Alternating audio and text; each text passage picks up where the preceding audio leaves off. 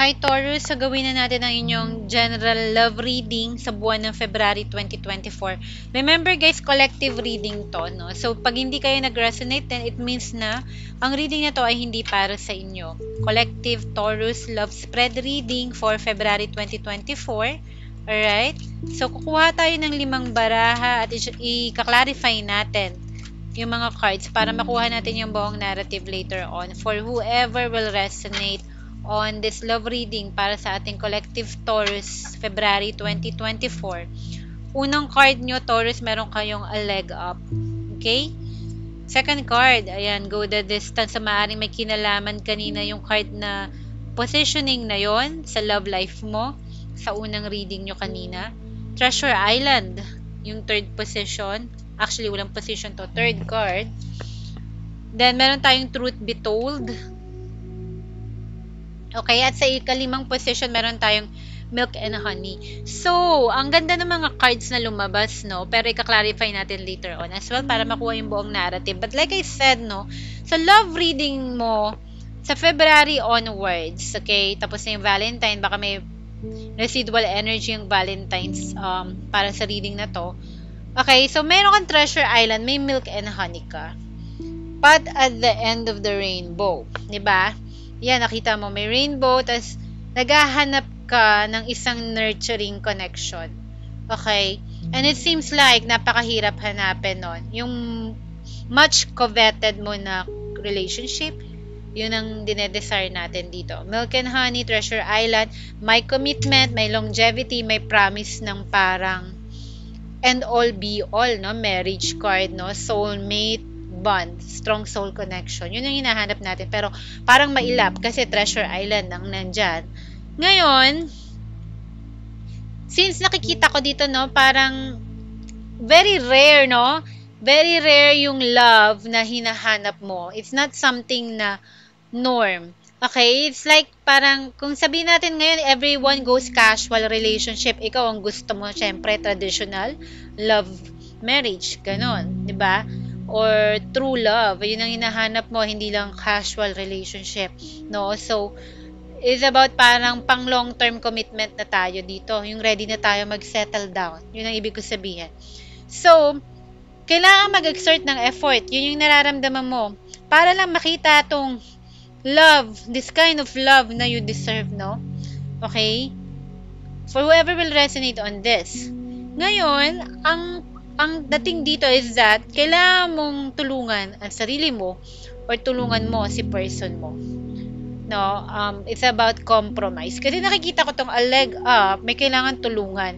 Yung isa mature, may motherly or matured figure tong bear na to, tas inaalalayan niya umakyat sa likuran niya yung baby bear. Okay? Pakita ko lang. Okay? So, it takes two to tango. Magkaiba maaari kayo ng wavelength or maturity level ng tao, or yung isa kailangan mag-willing na, you know, i-extend yung hand or a helping hand dun sa isa. Okay? Para to make it work. Parang kailangan alagaan, di ba? Yung isa, kailangan i-nurture, parang ganun, no? But, syempre maganda rin sana na balance, di ba? No, hindi lang isa ang nag-e-effort. It takes two to tango. May effort eh. Ngayon, it's about time na spill the tea. Spill the truth. No, truth be told. So, maaaring may communication or conversation na truthful na maaaring pumasok. Okay? For February all the way to the next 3 months. So, i-clarify natin to para sa collective Taurus, no?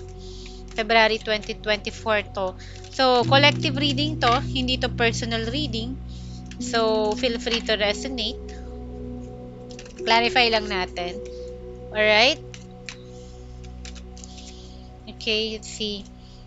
A leg up can clarify ng yang. Yeah. So, there is a chance na ma-fix yung relationship. Pero, alam mo yon, may chance na mag-restart kung current flame or old flame to. Or ano connection to. But just be careful kasi nga, it's either parang yung isa mas mag-exert ng effort din sa isa kasi kailangan natin silang buhatin. Kailangan natin silang alagaan. Kailangan natin silang gabay natin. Kailangan ng gabay natin. Go the distance. Nandiyan ang effort. Observer. Lumabas to dun sa first reading mo yung card na to. Maaaring link siya sa inyong love spread reading. So, sabi ko sa'yo, yung go the distance sa katong observer, lumabas kanina. You cannot make it up. So, may effort. No? Yung feeling natin na eto na, pero at the same time, parang may doubt na eto na ba talaga?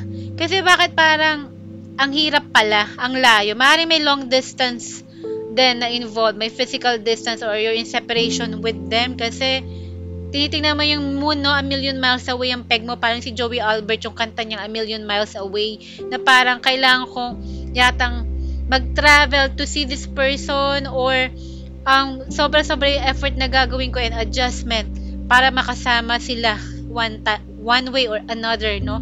Parang dinidream mo, nandiyan ang Treasure Island, nandiyan ang Milk and Honey.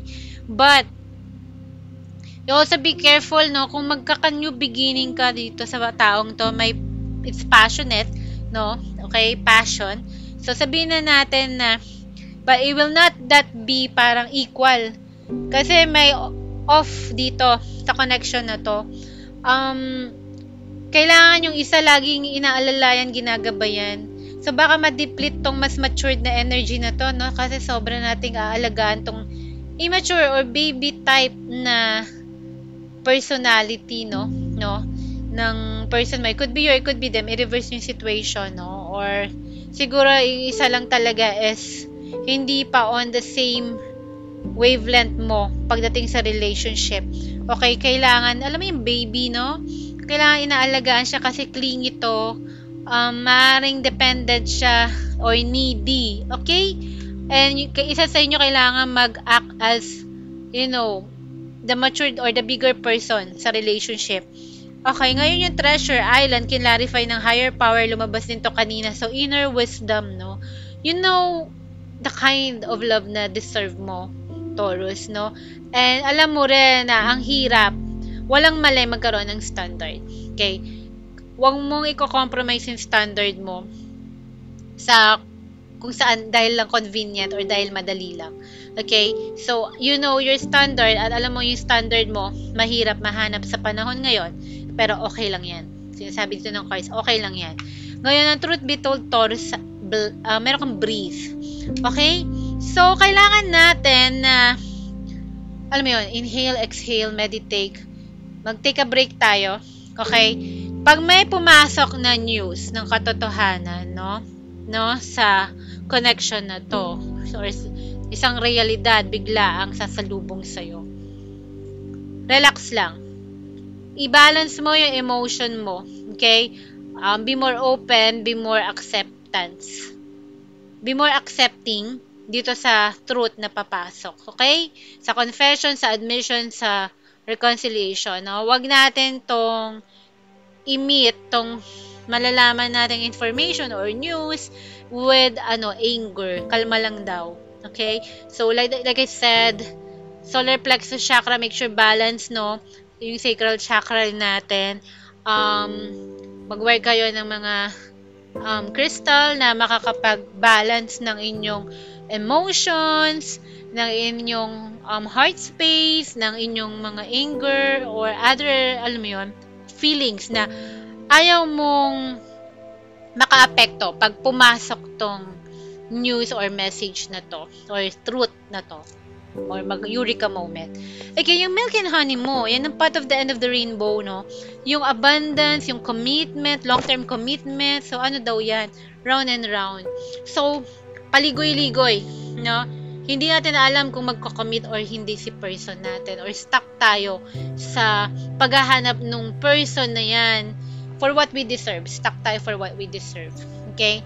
So, it's okay. Sinasabi dito, yun yung energy for you sa February all the way to the next 3 months. Okay? So, kalmahan lang natin kasi sabihin natin na wala kayo sa same wavelength or maturity ng person na to. Maybe mas younger to. Younger energy rin, mas bata mag-isip, or younger soul lang siya in general compared sa'yo. Feel free to reverse the situation. Okay, so sana nag-resonate din kayo sa love reading na to, Taurus. I'll see you guys on your next month reading. Take care, God bless. Mahal ko kayo, Taurus. Bye!